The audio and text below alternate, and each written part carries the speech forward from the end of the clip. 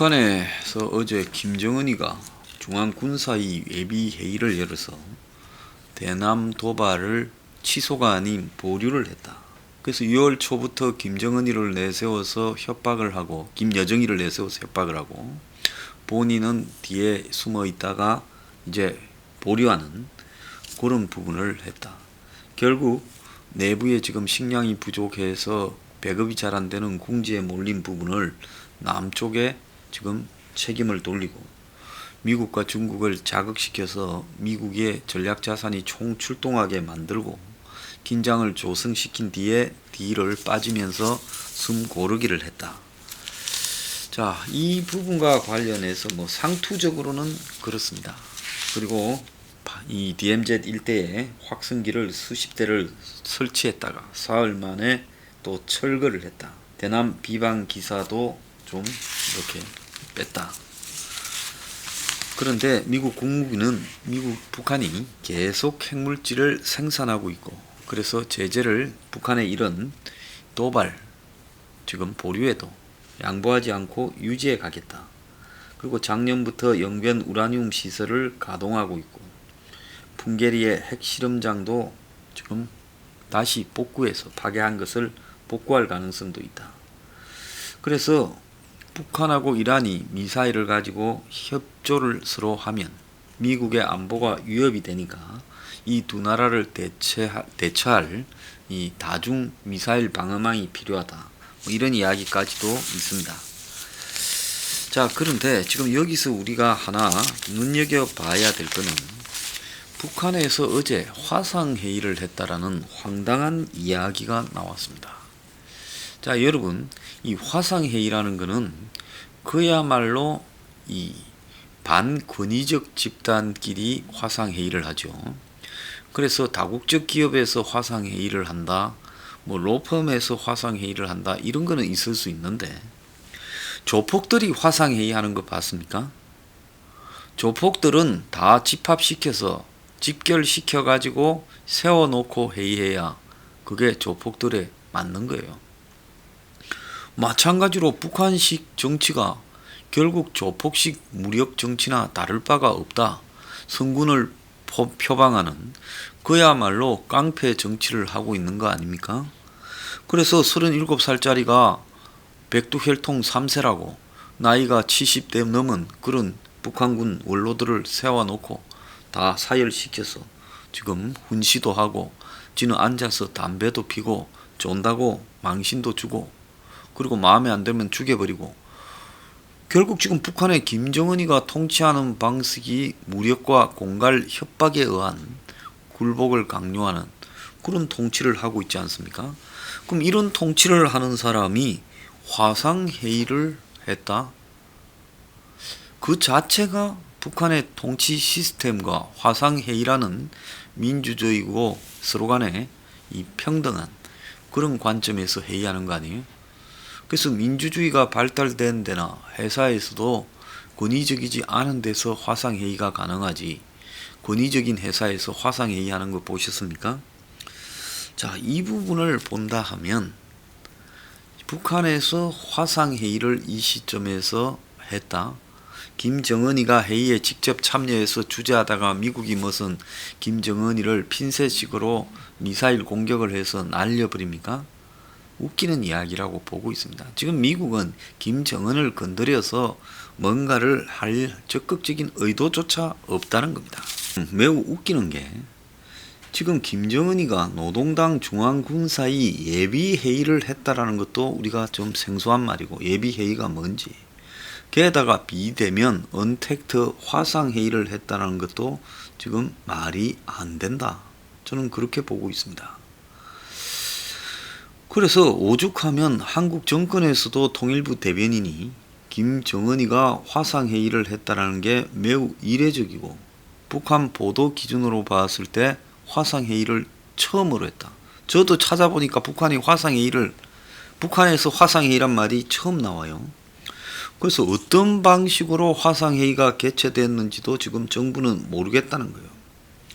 그런데 예비회의라는 말도 웃기는 게 노동당 중앙군사위원회면 위원회지 위원회 예비회의라는 것이 과거에 보도된 적도 없다라는 겁니다.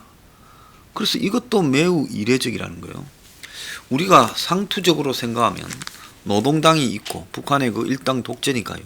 그 다음에 중앙군사위원회가 당 밑에서 군사 조직으로 있으면 북한은 당과 이 독재 정당과 군대, 군부가 하나가 되어 있는 데니까 당 내부에 군이 하는 역할들은 중앙군사위원회에서 할 거예요. 근데 이 중앙군사위원회를 정식 회의가 아니고 예비회의라고 한 것은 뭐 때문에 했겠느냐. 자, 이 예비회의란 말은 우리식으로 해석을 하면 임시회의 내지는 정상적인 중앙군사위원회를 하기 위한 북한 내부의 규정이나 절차가 있지 않겠어요? 거기도 사람 사는 세상이고 시스템의 세상인데 우리보다 매뉴얼은 더 잘 짜여져 있을 거라고 봅니다. 그러니까 노동당의 중앙군사위원회는 누구가 참석해서 어디서 연다라는 식으로 돼 있을 거예요. 근데 그런 것들을 지키지 않은 채 김정은이가 불참을 한 채 화상회의로 했다니까. 노동당 중앙군사위원회를 했다고 거기도 회의록을 기재하고 뭐 하는 게 있을 거 아니에요? 내부의 어떤 규정에 맞지 않는다는 겁니다. 그러니까 그 예비회의라는 말을 붙인 것은 임시회의다. 뭐 정식 회의가 아니고 그냥 임시로 했다. 이런 식으로 해석되기 때문에 예비회의라는 표현을 쓴 겁니다. 자, 한국의 언론은 김정은이가 코로나를 피해서 원산에 특각이라고 부르는 별장에 있어서 비대면 회의를 했다라고 상투적으로 이야기를 하고 있습니다. 자, 그런데 그건 상투적인 부분은 북한에는 안 맞는 부분이고요. 예비회의도 이례적이고 화상회의도 이례적이다. 그런데 화상으로 회의를 하다 보니까 정식 회의라고 하지 못하는 상황이 발생했겠죠. 화상회의를 했다지만 진짜 화상회의를 했는지도 지금 의문입니다. 제가 더더욱 의문을 가지는 것은 북한의 현 시스템으로 화상회의를 할 수 있는 시스템을 갖추고 있느냐는 거예요. 그 기술적인 문제에서도 저는 좀 북한이 쉽지 않을 수 있다는 겁니다. 자, 그런 상황에서 또 화상회의를 했다고 자기들 말대로 그냥 들어준다면 대면 회의를 하지도 못할 북한의 코로나 사정이 심각해서 감염을 피해서 화상회의를 해야 될 정도냐. 그리고 화상회의를 하다 보니까 정식 회의가 아니고 예비회의라고 한 것 아니냐. 자, 어떤 사람은 이게 수위를 조절하기 위해서 그렇다. 사진이나 동영상이 공개되고 그리고 또 화상회의를 하는 장면이 보여졌을 때 북한의 김정은의 위상, 권위가 떨어질 수 있다. 그래서 공개 안 했다. 또 내지는 그런 어떤 지금 김정은의 몸 상태를 동영상이나 사진으로 내보내기가 안 될 정도다. 그러니까 화상회의를 했다라고 주장하면서 그 회의를 예비회의, 즉 임시회의라고 하고 넘어가 버리기 위해서 지금 이 화상회의를 주장하는 것 아니냐. 통상 화상회의를 했다면 사진 한두 장 정도는 나올 법한데 그것도 공개하지 않는 것은 이유가 있을 거고 추후에 공개하려고 할까? 아니면 사진을 내기조차도 부적절해서 아예 김정은이가 나타날 수 없는 상황이 되니까 화상회의를 했다라고 말을 하는 것 아니냐. 자, 북한이 이때까지 화상회의를 한 번도 했다고 주장하지 않고 또 그 화면을 공개하지 않은 것은 북한의 과연 시스템이 지금 화상회의를 할 수 있는 체제가 원산하고 평양 사이에 갖춰져 있냐는 거예요. 평양 안에서 김정은이가 지 별장에서 지가 있는 숙소에서 노동당까지 안 가고 화상회의를 할 수는 있을 수 있어요. 그렇지만 원산이나 지방에서 북한의 인터넷망이라는 게 세계 인터넷망과 연결된 게 아니라 독자적으로 굴러가잖아요. 근데 원산까지 그런 걸 깔아놔 가지고 과연 원산에서 평양 사이에 화상회의를 할 정도가 되느냐? 안 된다는 겁니다. 그래서 결국 예비회의, 화상회의라고 주장하는 부분으로 봤을 때 김정은의 지금 상태가, 몸 상태가 문제가 있으니까 처음에 이 일을 벌였던 것도 군부고, 이제 군부가 수습이 안 될 정도로 미국의 압박이 과도해지니까 여기서 빠지지 않으면 빠질 타이밍을 놓쳐서 그야말로 미국에 얻어맞는 상황이 오겠다라고 보고 빠지면서 김정은이의 화상 예비회의라는 핑계를 댄 거 아니냐, 이렇게도 지금 해석이 될 수 있을 것 같습니다. 미국의 전문가들은 북한이 11월 미국 대선 전에 ICBM을 쏠 가능성은 매우 적다. 트럼프가 지금 정상적인 상태가 아니에요. 지금 오늘 아침에 신문에 보면 바이든한테 뭐 한 15% 진다, 이런 보도까지 나오고 있습니다. 자, 그래서 상황이 안 좋은 부분이기 때문에 북한이 잘못 도발하면 트럼프가 오히려 북을 기다렸다는 듯이 응징하면서, 그건 자신의 이익을 위해서 뭐든 할 사람이기 때문에 지금 북이 트럼프를 잘못 건드리면 위험하다라는 것은 저기들도 알고 있을 거라고 봅니다. 자, 이런 상태에서 지금 북한이 11월 이전에 미국을 향해서 레드라인을 넘지는 못할 것이다.